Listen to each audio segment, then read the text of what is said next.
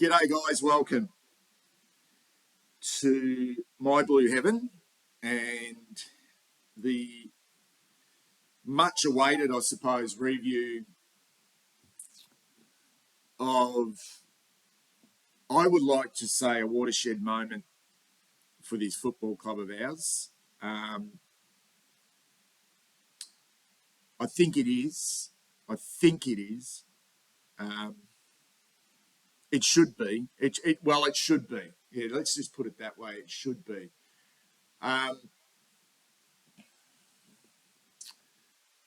Like when we have like just such a fucking horrible loss, like a horrible loss.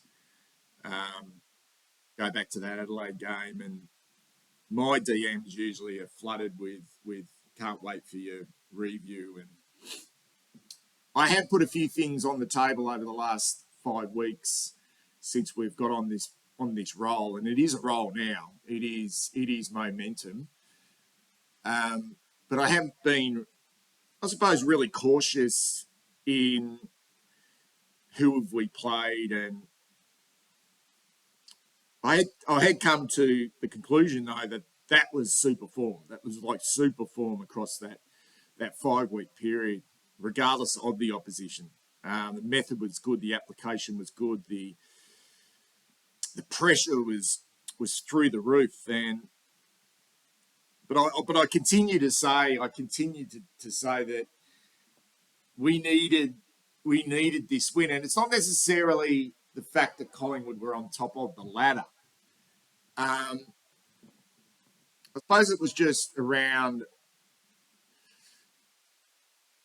what Voss, I suppose, needed for him and this group, and what type of win we needed. What type of win we needed to really give us some vindication that we were well and truly on the right track. And I labelled it a win of substance, of real substance, and that's not underestimating what the other wins meant for us in enabling to build that confidence for this game against Collingwood. But I always thought this one and potentially Melbourne or whatever that may be, we're going to have to, I suppose, really dig deep at some stage and bring home a win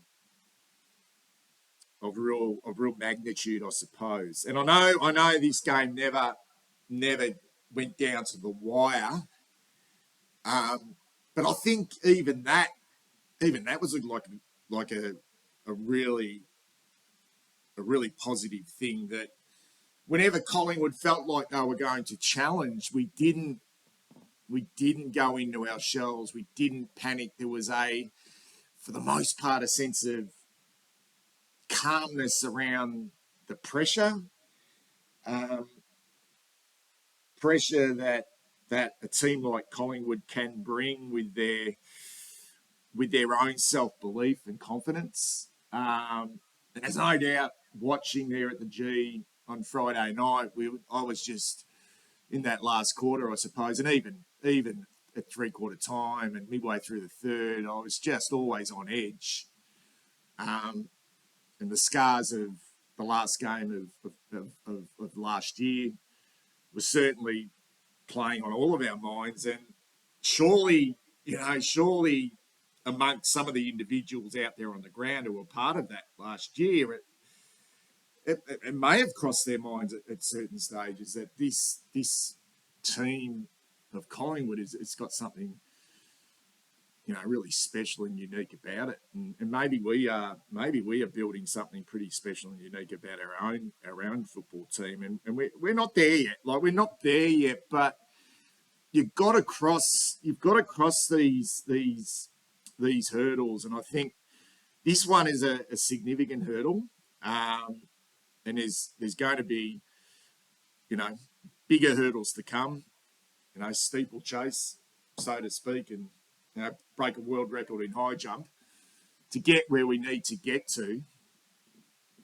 But you've got to have these wins, and one thing that really sort of shits me to fucking tears is the sort of rhetoric, you know, which really doesn't matter, really, because it's fucking not rocket science. But the rhetoric is, finals aren't won in July, finals aren't won in June. Carlton won their grand final. Well, no, we haven't. We haven't won our grand final. We understand that finals aren't won now, but fuck, there's some shit for brains out there. Don't. I mean, the season is there for a reason, to earn the fucking right, to earn the right. And you've got to win. You got to win these games of such fucking, I don't know, huge proportions to give yourself a chance just to even qualify. And we're not even there yet. But at the same time, when you really think about it, you've got to take your opportunities against, the lesser teams as well. The tricky games. The ones where you're expected to win, and the opposition want to take a scalp, and not that we are a scalp, but yeah, I just think the past 6 weeks have been so pleasing, and it's very, very hard to understand now what the hell was going on. But hindsight's a wonderful thing, and I think you just put it down to like just real application, and that's such a general word, and that can manifest itself into so many areas on and off the football field. But there's no doubt in my mind that the penny dropped, and in order for this team to move forward, they had to come together and really mean it. Really mean it. And I always said that, I was fucking pointing the finger at Voss and the coaching, because I always think that the coaches are the most important people at the football club. I really do. And hats off to not only Michael Voss, but the whole coaching crew. We talk about the strengths of Michael Voss, and it's clearly the mental capabilities of turning this season around are huge from the start. This is not a case of, okay, just going into the auditorium and putting on a PowerPoint presentation and going, we just need to change this part of the game, we'll be fine. These players looked a little bit lost and confused, and devoid of any real confidence. And it did look dire. And for him to be able to continue to build that trust amongst this group has been at this stage, well, it appears to be like fucking incredible, really. And then you just sort of look in the background of, I think right across each line has been really strong. I think we're a little bit down defensively, and I'll speak about that. I think Collingwood were able to take a lot of contested marks inside their forward 50, which will really need to be worked on. But I think the transition from our back half is really improved. The midfield is certainly got back to the basics, and there's been some different looks in there. And the forward line just looks a lot different. It looks a lot more functional. The energy is good. There's a lot more space. So each line coach involved with that, Tim Clark midfield, Aaron Hamill, you've got Ash Hansen involved with ball movement and the forward line. So, that's the method side of things, the structure side of things. And I always said that you gotta take your hat off to the coaches, and the players will go out and execute, but you got to get into their heads as well. You got to get them believing and being on the right page. And you don't have a win like that on Friday night, a win of substance, unless they are on the right page, because that could have gone south pretty quickly in the first quarter when the Pies got off to a flyer. But we steadied really quickly. So much so that I felt in the second part of that first quarter. In fact, after the 6 or 7 minutes, I thought we controlled for the most part that quarter. And then we just got on top in the second. You know, I thought Chera. I don't think I can remember a midfielder.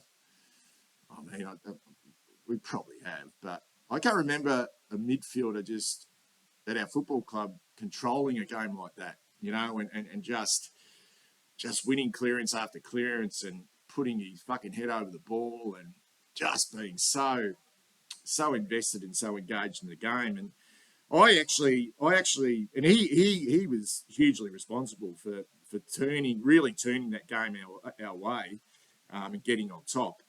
And then there was the sort of cameo roles around him, but I was unaware that he'd gone off until I saw Paddy Dow on the field, and that was in the third quarter. And I thought, what the fuck's going on here? And then someone behind me said that Cherry's done a hammy, and yeah, I sunk in the chair. I really did. I thought, fuck, that's a huge blow. That's a huge blow. And yeah, look, Collingwood did start to generate a lot of inside 50s in that third quarter. Tell you what, Paddy Dow, you hate to say it was a blessing in disguise, Cherry going off, because he was probably the last player that you needed to go off. But it was somewhat of a blessing in disguise that Dow came on when he did, because it gave him enough time to, I suppose, work into that game, a pressure game, 87,000 fans screaming. It just gave him enough time, to find his feet. And he didn't do anything that was out of the box in that third quarter when he came on, but he had some time rather than coming on, midway through the last and trying to make an impact, which would be very difficult to do. Very difficult to do. And I didn't watch it on the tube, and I haven't watched a replay of the game. I've only got my recollections. And I just thought he was enormous in that last quarter. I really did. When we needed someone to break the lines and win a clearance, which he did. I think he had 5 clearances in the end, which was the third most for our team on Friday nights. But his ability to really take ground, like fucking taking ground, and I know it's the buzzword territory, but to get territory at really important times in that last quarter, something which we were unable to do, I think, in previous games at important times. You know, I'm thinking back to last year's games against Melbourne and Collingwood. Was so significant for us, and a number of times his speed and his energy, and he has these deficiencies with his tackling, and maybe he hasn't got the biggest engine to defend, but by fuck, his willingness, well, not willingness, he's just his craft at the stoppage and his speed, and it was pretty predictable in what he did with the ball as well. He gave us some deep entries to Charlie, and I thought it was just a really good cameo performance from Paddy Dow, exactly at the right time, which is wonderful, really, because I suppose a criticism of us for a while, and this is, I suppose, the maturity of any football team, is we have been heavily reliant on too few, and if too few don't fire or having bad games, if the opposition are putting work into certain players that are, obviously big contributors for us, and they do their homework, then who else is going to step up and fill the void? And for that moment in that game, it was Paddy Dow who was able to do that, and it enabled for Cripper to work really hard on the inside and tackle and contest and play a really selfless captain's game. I thought he was wonderful, and we got different looks. I think in that last quarter, I was sitting with my son, and we had a centre square combination of, and the Pies felt like they were coming. We had a centre square combination of, I think, Fogarty, Cunningham, and Dow. And I think De Conning in the ruck, or Pitnet in the ruck. And I thought to myself, fuck, Jesus Christ. They had De Goey, they had Pendlebury, Adams, in the middle, Dacos. And I'm thinking, fuck, we're gonna get fucking slayed here. But no, we won an important clearance through Paddy Dow, and fuck, it's just good to see. It's good to see the gradual, and it is a gradual growth of players that we've had so many question marks on. And look, they're not there yet. They're not there yet, and we're not there yet. But I don't know. I just went away from that game on Friday night, just thinking, we've just beaten the best. We're just beaten at the best, and it was fucking good for that moment, and for this team. It was exactly the tonic that I needed.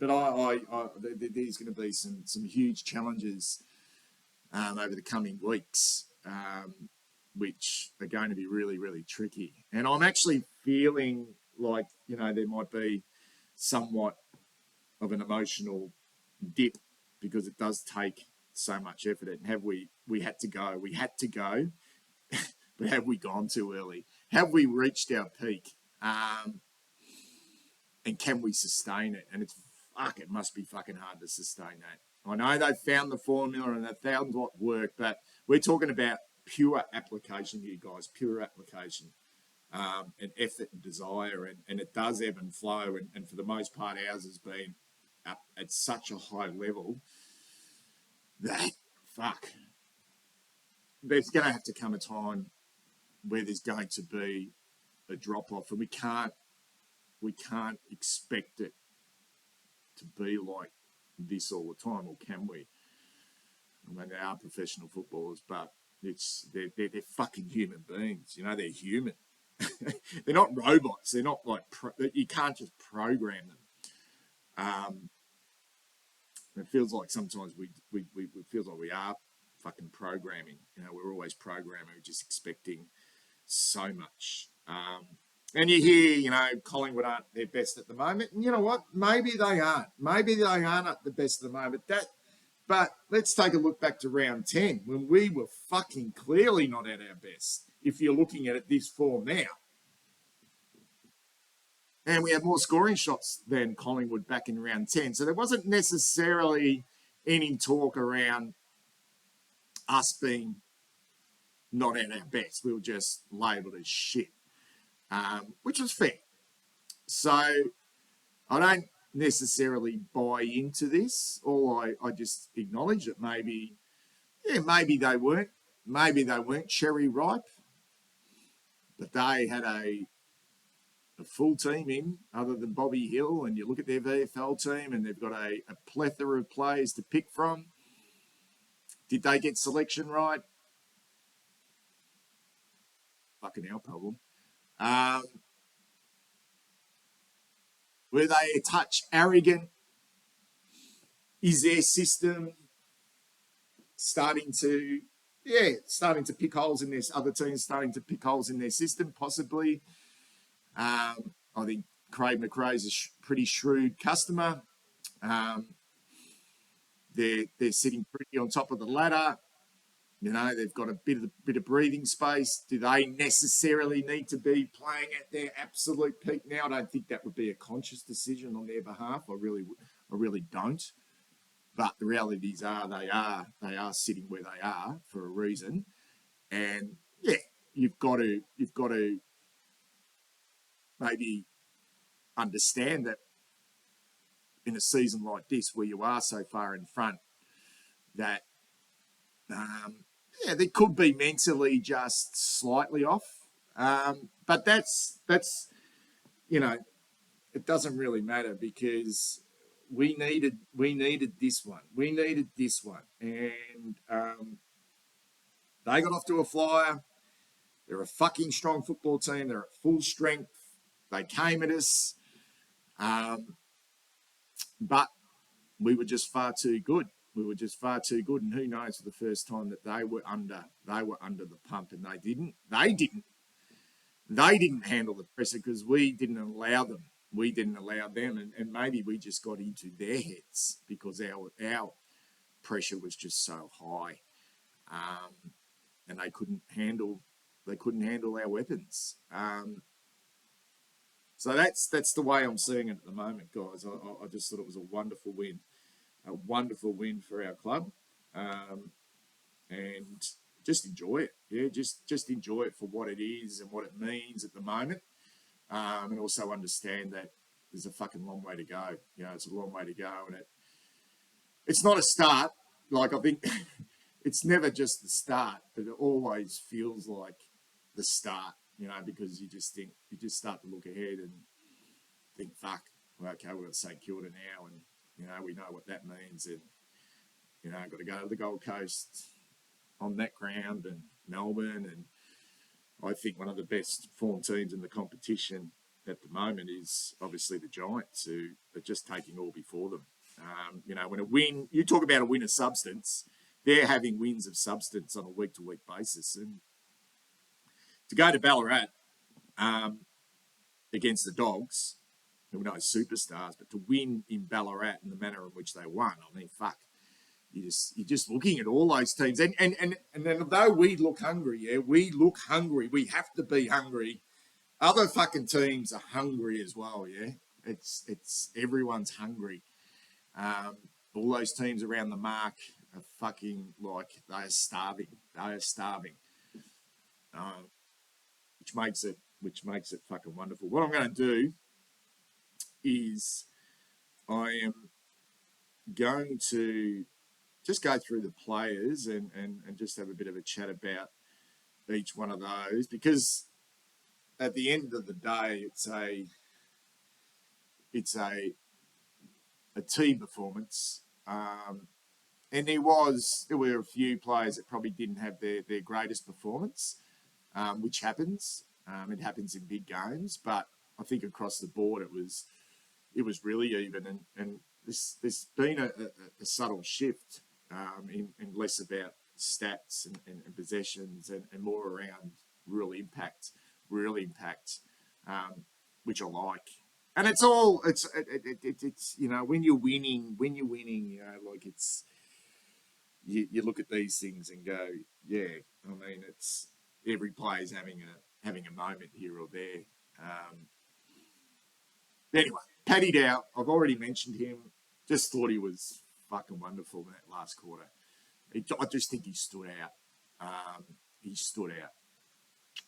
I don't know what that means for him moving forward. I hope he plays this week, but he was the perfect sub. He was the perfect sub, exactly what we needed in that last quarter.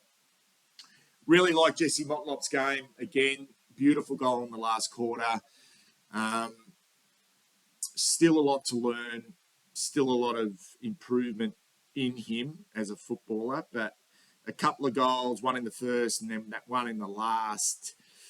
Oh, I love that goal in the last quarter and the passion, and yeah, just loved it. I just liked his game. Yeah, I think his pressure was good. It's been a bit of a talking point with Motlop, second year player this year, that he's sort of gone away from those pressure acts.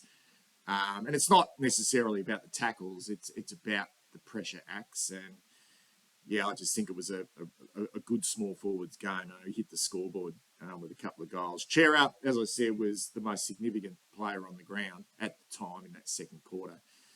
There was at one stage there that I thought De Goey and particularly De Goey and Mitchell to a lesser extent could have looked like they may start to control that game in the first quarter. But Chera's ability, 6 clearances up until he went off, just his contest work, and it was just wonderful, wonderful. And it's not the first time that he hasn't played a good game on the big stage, even in our losses. It appears to me that he does fly the flag. I didn't realise he was, when he came to the club, he was as tough as he is. And, I look at those metres gained as well.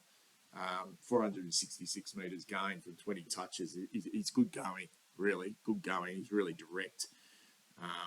Fogarty, you look at 10 touches, 3 tackles, but I really like I really liked his game, and I really like what he's doing at the moment. Interesting one moving forward because he is out of contract, and we do have a plethora of small forwards sort of floating about. Durden, Motlop, Owies, Fogarty, Fisher potentially. So what does that look like for Fogarty? Probably needs to continue that consistency of effort and application. I think he's got it in him. He's not a huge goal kicker. He's not a big goal kicker. So it's something I think he would like to add to his game, but he is providing us with a different look at times through the midfield. Not that he's winning big numbers, but he's pretty selfless in what he does. Love Cripper's game, 10 tackles, 7 clearances, which was the team high. And I think the moment for me with Cripper, and he's does have a few brain fades here or there, but we haven't seen a lot of them over the last 6 weeks, and I think that's been a huge positive. I think he's gone away and had a real look at his game and maybe his leadership style. And I'm not knocking him, because I don't know, but I just feel he's not.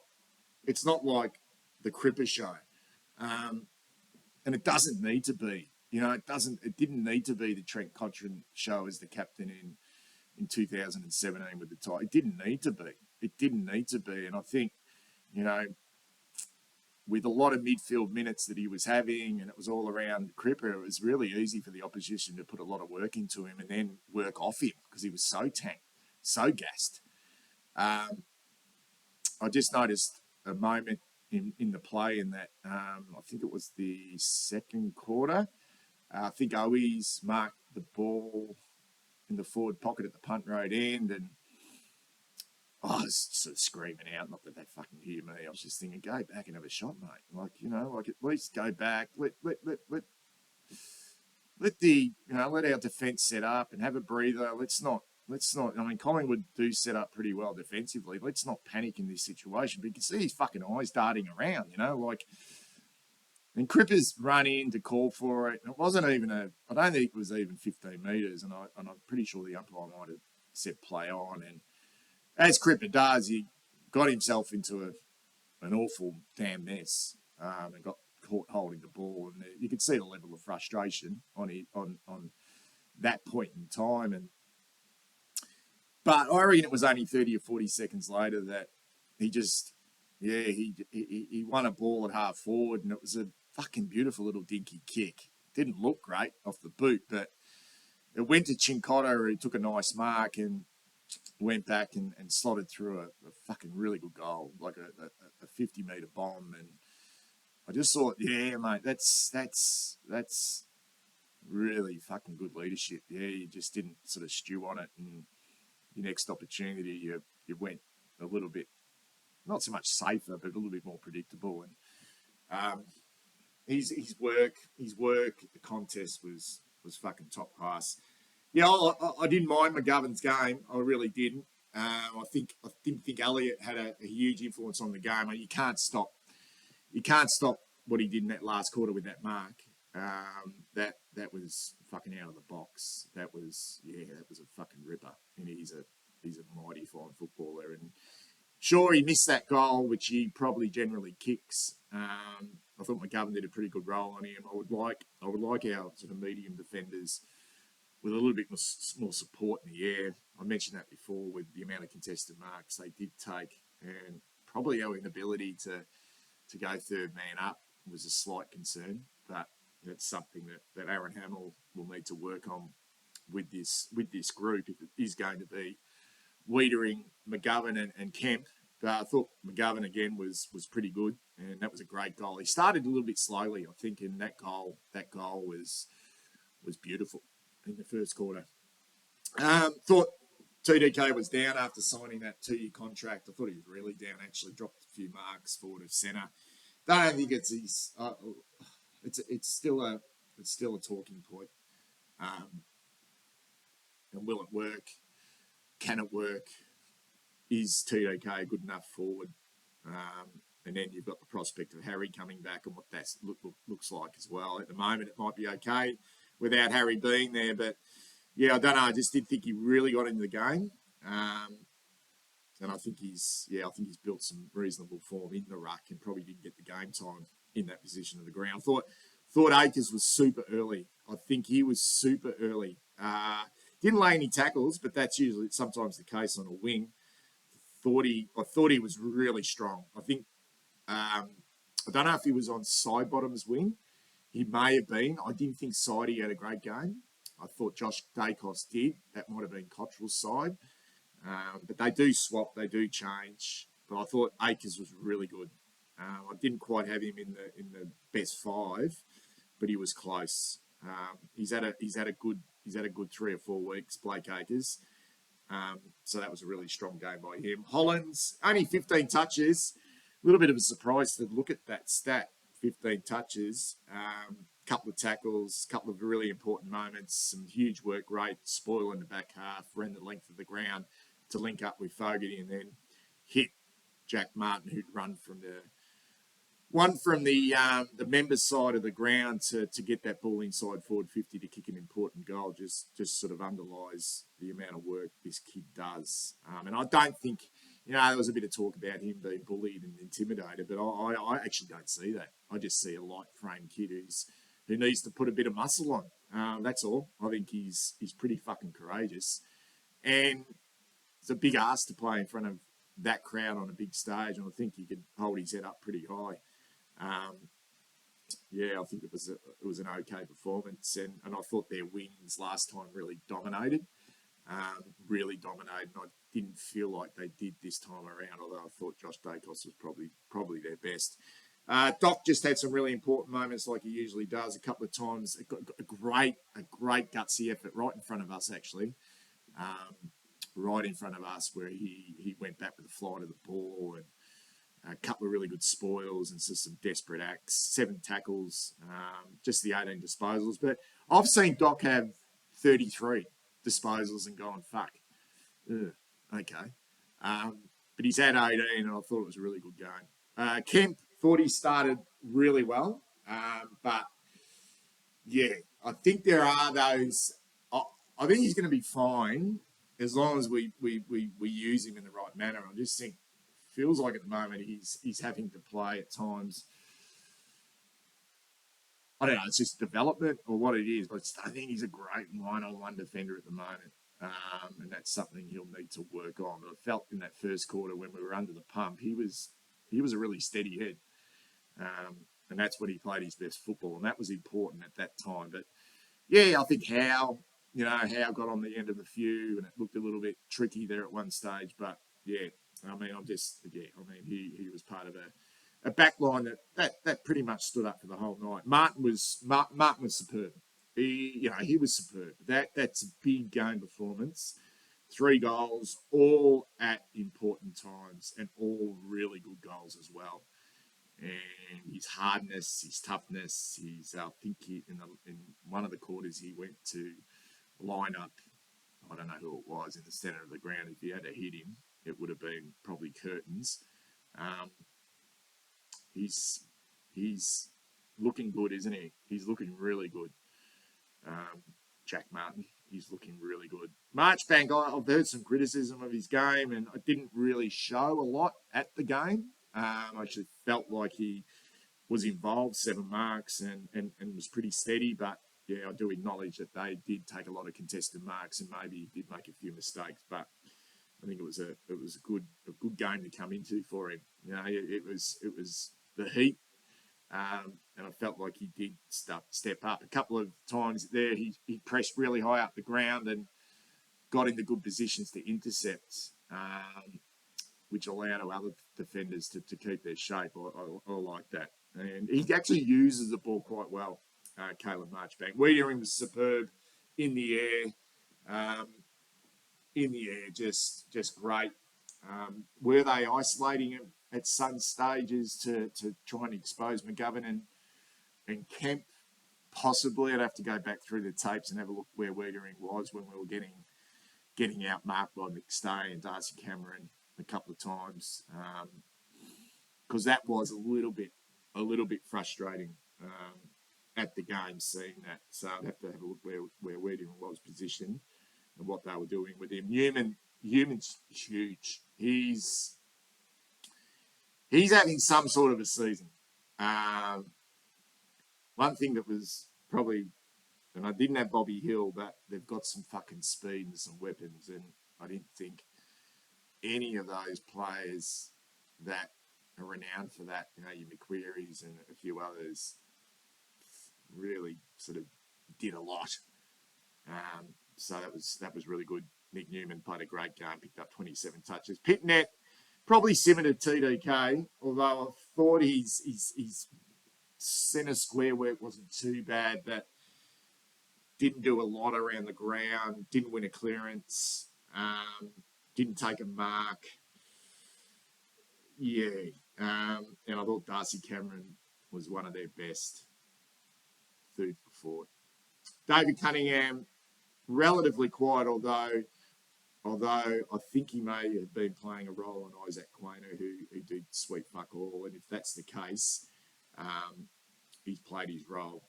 So yeah, Hewitt, serviceable game, stood up in a pressure cooker situation, and what did he play? 150 games. He'll need to be at his best over the coming weeks without Cheryl Walsh and a few others. Kennedy. It's going to be a big month for George Hewitt. Hope his body stands up. Curno's superb. Makes defenders panic. Made Darcy Moore panic. It was actually fucking good to see. It was good to see. It was good to see Darcy Moore actually panic. Ripping footballer Darcy Moore, and seems like a quality captain and human being. But there's a sense of, I don't know, just sense of sort of smugness about him. And for just this time, it was nice to see Charlie get the job done. 6 goals against the bloke that fucking dominated against us last time. Chincotta, yeah, I liked it. Liked his game. Low possessions, but tough. 3 tackles, strong, passionate, aggressive. Looks like a footballer now. Big goal. Done that a couple of times now, drifted forward. Sard, yeah, just sort of typical Sard game of like, hasn't had to be the man. Provided some run, 445 metres gained. Had some little moments where he's able just to hard contest, liked it. Oh, he's the same, that small forward role, similar to Motlop. It was, like a couple of goal assists, hit the scoreboard with a goal of his own, worked hard, selfless, and I didn't necessarily like Matthew Cottrell's game, although playing a wing role or whatever he was playing, defensive forward at times, maybe he's, I just didn't notice him a lot. And yeah, I'm not quite sure. I can't put a finger on Cottrell's role at the moment. Although he's had 326 metres gained from 12 touches, which looks okay. It looks okay on paper. All right, guys, that's a wrap. That is a 40-minute